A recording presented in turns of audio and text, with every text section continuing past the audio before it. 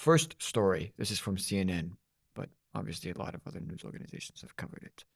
Um, Last Thursday, at least 287 school children, some as young as 8 years old, are being held by gunmen who raided their school in Nigeria's northwestern Kaduna state early Thursday. Students were kidnapped from the premises on Thursday morning around 8 a.m. local time, and about 287 students are still in the hands of bandits, 100 from the primary side, 187 from the secondary side. Over 300 students were initially kidnapped, but some were rescued. The governor of the Kaduna state, Uba Sani, said in a statement, the government is doing everything they can to ensure the safe return of the pupils and students. The Kaduna state, which borders the Nigerian capital Abuja to the southwest, has grappled with recurring incidents of kidnappings and mass abductions. As I said, they're continuing to search for the students in forests, and they've set up roadblocks to help find them. They haven't yet, but the search is ongoing. In addition, 15 children were also abducted in another raid in the region of Sokoto 2 days after on Saturday. And more than 200 people, mostly women and children, were taken in another kidnapping in the Borno region last week. So this is a recurrence. No group has claimed responsibility for the school abductions, but militant jihadists have been waging an insurgency in the northeast of Nigeria, and they are suspected of the kidnapping.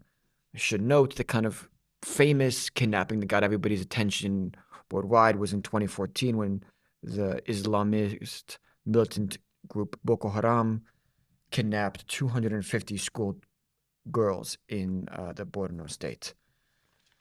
Okay.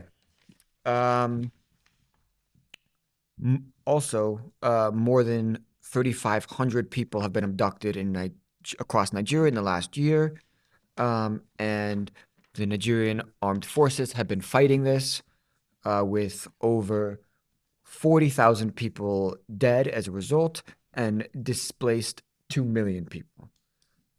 Also of note, I think I should say, Nigeria has the most persecuted Christians. They persecute the most Christians out of any country in the world. So yeah, Christians in particular have been subject of Islamist militant attacks in Nigeria, particularly in the north and central side. I don't know if this particular kidnapping in the Kaduna state was a Christian school, but what I will say is there was an attack in December of 2023 by Islamist militant groups that killed 200 Christians in Nigeria and in the Plateau State region of Nigeria. And if you look at a map of Nigeria, which I'll put up on the video, the Plateau and the Kaduna State are right next to each other. So it's possible that they were targeting that school because it was Christian. I don't know that. That's just speculation. But yes. Okay, I've done a lot of talking. So now I'm going to turn it over to either of you guys. Do you have any initial reactions or thoughts on the story? Well, one initial reaction, which probably needs to be clarified for me, is it said that the kidnappings occur for ransom demands, but also that no group has claimed responsibility for the school abduction. So I would think if it is just for ransom, then presumably they would claim responsibility to so people know who to give the ransom to. So maybe that's just not part of the story here, but that's one of the initial things I noticed. So you're saying that usually the kidnappings are for ransom, but this time because nobody's claimed responsibility, it's probably not for ransom, because if they wanted ransom, they would have claimed responsibility, so they know who to give the ransom to.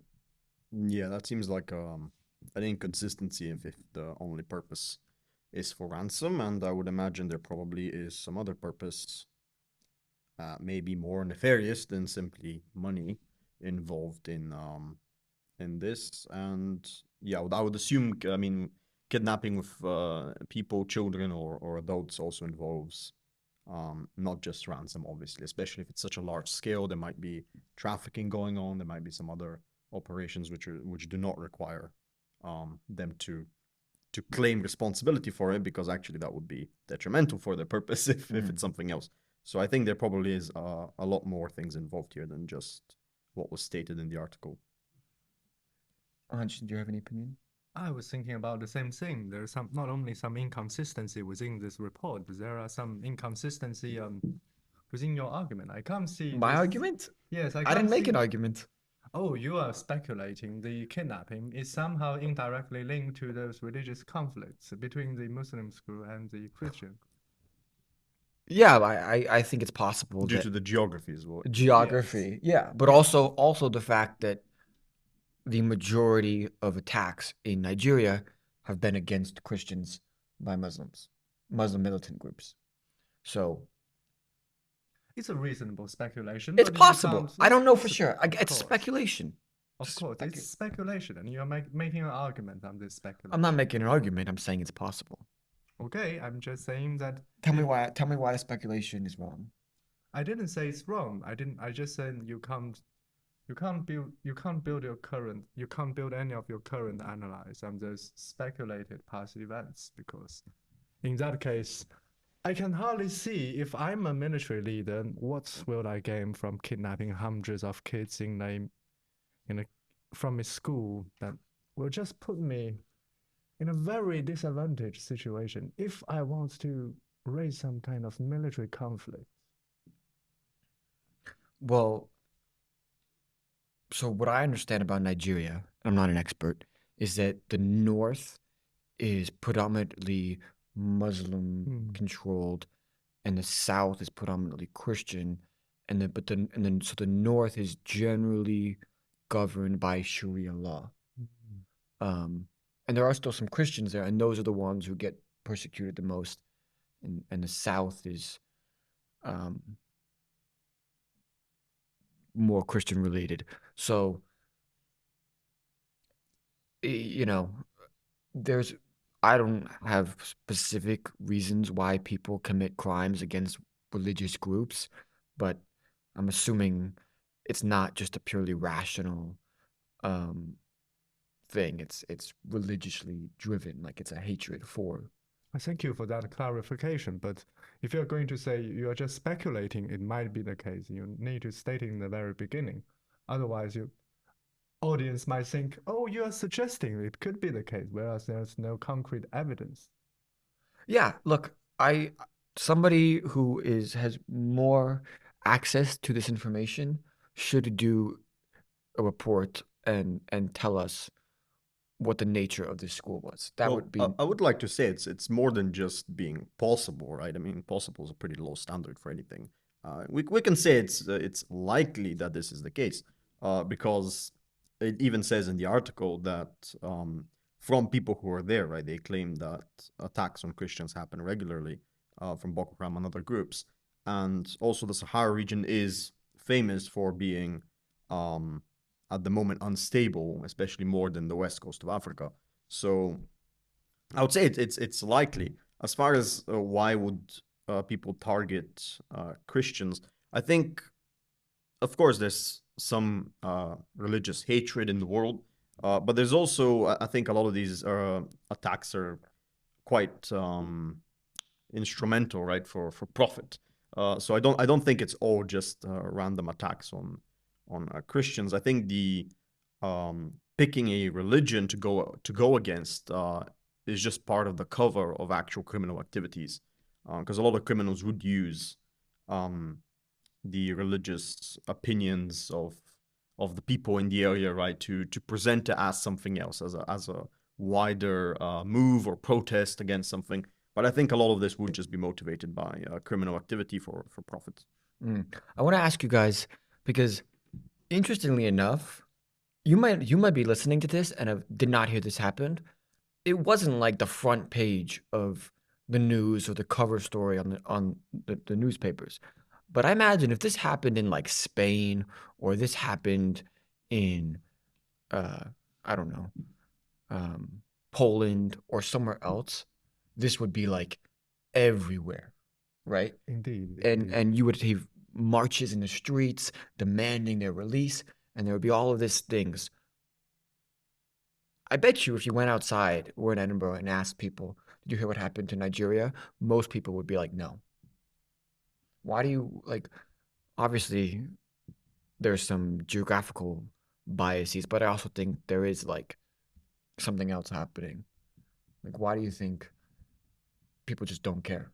Or I, it just is not as interesting to people? I think you've just pointed out that for those reporters, they have to do some more in-depth research about the nature of the school. It's just because I would propose that Western media usually do not. I think it's, Just talking to the mic, yeah. oh, it's because Western media still have those colonized view that they are the center and therefore they do not really care about those, ignorant and I would say really horrifying story. Ignorant children and happen. It's a terrible Yes, story. yes, it's really a terrible story, but we just don't have the opportunity as individual to express our concerns and our view on those issues because, well, on the one hand, it's because of media. On the other hand, it's because we are trapped by those algorithms that keep us being interested in those tiny issues. I don't know how to No, describe but it. it actually pisses me off because there is like so much attention about like very small issues, happening, right? Obviously, the Israel-Palestine is not a small issue, but there is other marches frequently about, all kinds of, oh, things are happening, they're trying to do this, trying to do that, and it's like very local stuff. And I totally understand that. But then you have groups that are like rah rah human rights and justice and equality, right? And all of these stuff. And those are the ones who I'm pissed off that they don't seem to give a shit.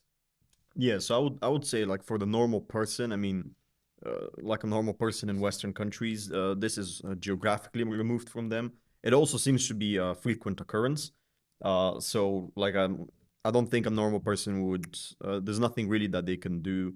I think people feel disempowered, if that's the right term. I mean, when you keep hearing these stories on the news about distant countries where this sort of thing happens, and you can't really do anything there because, of course, as soon as we start talking about doing anything there, there's all sort of problems. Right? To what extent would you have to be involved there to help the people in need, and how would Mm. that affect the country, and would it really be helping the country overall? So there's a lot of these problems that immediately arise, which are serious problems, and that's why I think most people don't talk about it in the media. Um, Mm. and for the normal person, it would just be um, it just wouldn't be relevant to them, right? I mean, obviously that sounds harsh because it's a moral issue, but I mean, a normal person doesn't always hear the news. Like in our contemporary times, we can hear the news about all the countries in the world, right? From which are completely distant from us. In the past, obviously, it wasn't the case. So I think that's the boring answer, if you will, as to why Yeah. people don't really care about it. But I think your points about to what extent the media chooses what to report and what things to make us care about. That's an interesting thing, as well as the human rights organizations, which um, purport to obviously help people in these countries in need. And I will say, like, we will have to care about Nigeria at a certain point because they're the largest economy in Africa, and they are projected by 2050 to be the third most populous country in the world. I'm so sad to hear that the criteria you're judging something is important or not is No, not based on their human rights. It's not no, based on their children's life. It's n- based on their economy. It's based. no. Oh But I'm man. saying that, like, what I'm saying that in response to what Philip is saying about like it's not impacting the everyday individual, right? It's not impacting their lives, but it's a growing country of immense importance that in the next 30, 40 years is going to become incredibly important geopolitically. And so, like, I agree with you that we should care because of the human lives. I do, but I'm saying that in terms of people being forced to care, I think this is a country where people will be forced to care about it That's a very good point. in the future. Yes. Yeah, I would agree with that. It's also one of the highest rising populations in the world, so of course it's of interest to countries, and I think obviously countries do keep up with this and care about it. But the initial question which you posed is why is it not so prevalent in the media and the relation to ordinary people, and that's what I was trying to answer. But Yeah. for geopolitical concerns, obviously it's important. But I would say that's for actually most countries are important in those terms. Okay. Why don't we move on to the next story, which this is going to be a little long, guys. I actually wanted to ask Yeah, go ahead. a question because it was brought up for the Christians who were there.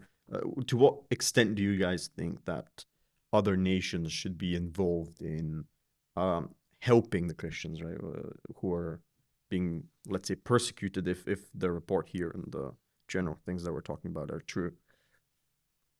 I'll put this back in a different way. Do you think if the situation was reversed and it was the Nigeria had the highest rate of Muslim persecution in the world, do you think that Saudi Arabia and Egypt and Iran and Syria and Iraq would all be to the defense of them and up in arms? Because I think they would. Yeah, I mean, I wouldn't know, but I would hope they would, because yeah, obviously this sort of thing matters.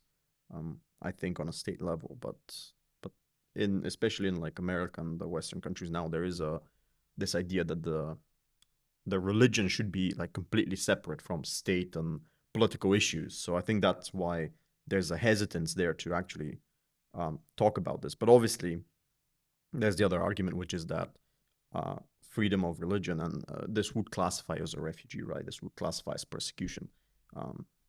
So yeah, I don't know how they would. So you would say they would have to be imposing some sort of pressure on the government in Nigeria. Is that what you mean? I think there would be a much more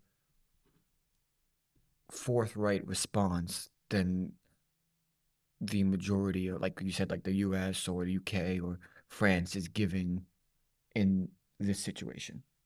And I think you're right. Part of it is like the UK, US, France, they're not Christian nations in the same way that Saudi Arabia and Iran and Egypt are, like,